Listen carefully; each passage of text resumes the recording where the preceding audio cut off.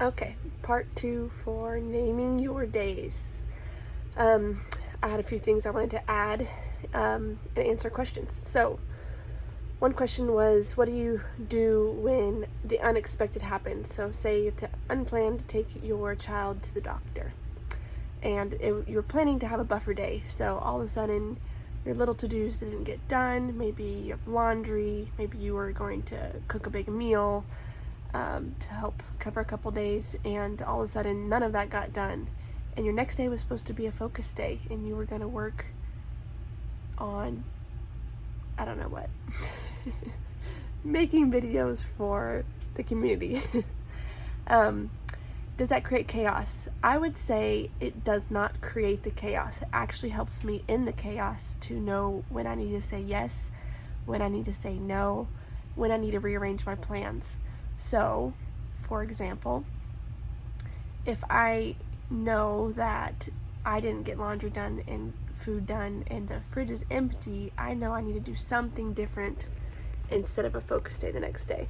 Because life happens. This is why I only pencil in at the beginning of the week, and everything's subject to change. And night before is when I try to put it for sure in my planner.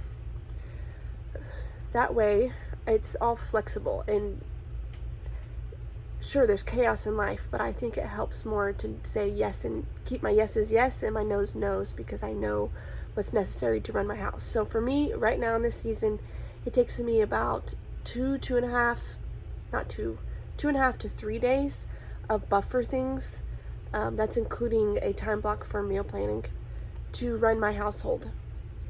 And I know that because I've blocked it all out this way, and I know if on Monday I'm home, a half day during the week, and Friday I'm home, I can run my house. This plays out in cooking food. So I know if I'm home Mondays, I cook a big meal, so we have extra food for leftovers on Tuesday, which is a focus day. Sometimes I have a helper and they cook on Tuesdays. If I don't have a helper, usually I have to do a focus cooking day on Tuesday instead of my helper doing my cooking for me. So there is that. But if I cook a meal, it will make it through till, say, Wednesday or Thursday. And if I cook 2 meals on one of those days, have a half buffer day one of those days where I can cook some food, it will last me through Friday lunch. Friday dinner is always pizza in our house, so I don't have to think about that. I'm creating systems in my meal planning and trying to correlate this with naming your days. Hopefully this is helpful. Fridays I have pizza Friday night, and I save the leftovers for Monday lunch, so we don't eat the pizza during the weekend.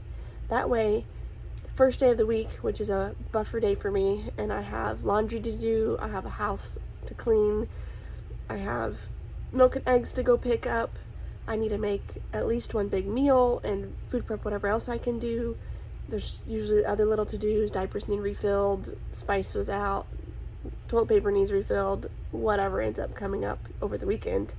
Like, I've got to be home on Mondays, or my week starts out chaotic. So I know when a friend says, can you get together Monday or this week, I just say, what about Wednesday or Thursday? Because I know it's best for me if my Mondays are home. Now, if they can only meet up on Mondays, I'm willing to adjust. I just know Tuesday I have to be home, or if focus day is Tuesday, I've got to wing it on Monday some, wing it on Tuesday some, and Wednesday, maybe even Thursday, like, I have to be home to make my household run well. And so it doesn't create chaos, it creates rhythms and systems for me to control the chaos, because chaos happens all the time, especially when you're married to an entrepreneur and you're going here or there, doing things last minute. My rhythms help ground me, so I'm not reacting to the laundry pile and going, oh, I don't know whether the laundry's going to need to be done Tuesday or Thursday. When is it going to be full? I don't know. I know if I do it Mondays and Fridays, I can keep up. And if there's extra, as in kids wet their beds unexpectedly, I just do an extra load at some point. No big deal. But I'm not trying to do all my laundry on those days. I save it for the scheduled days, and I know I can keep up. So it takes a while to iron all this out and figure out what you need to be able to keep up. In different seasons, I need different stuff. So when I'm down and out, like, I'm not doing much extra focus days, I'm not doing much extra free days, I'm just maintaining my household. But in seasons like this, I'm starting to get back in the rhythm of life with a new baby. And today, this afternoon, is a focus day. And so this morning, I basically did buffer things. So this afternoon I could focus. I don't have to fix dinner tonight. There's leftovers in the fridge. The garden is picked. No laundry needs done. Like, I'm just setting myself up to focus. I'm not going to do a lot of cleaning. It's okay if the floor is extra dirty. I'm going to try to get up on time. I might schedule a focus day on a day I don't work out, so I have more time in the morning to prepare, to give me space to focus. This feels kind of like a ramble. Let me know if this answered any questions or if you found any other insight. It really just have to make it work for you, but I think there's so much power in naming your days and creating that clarity so you're not just winging it.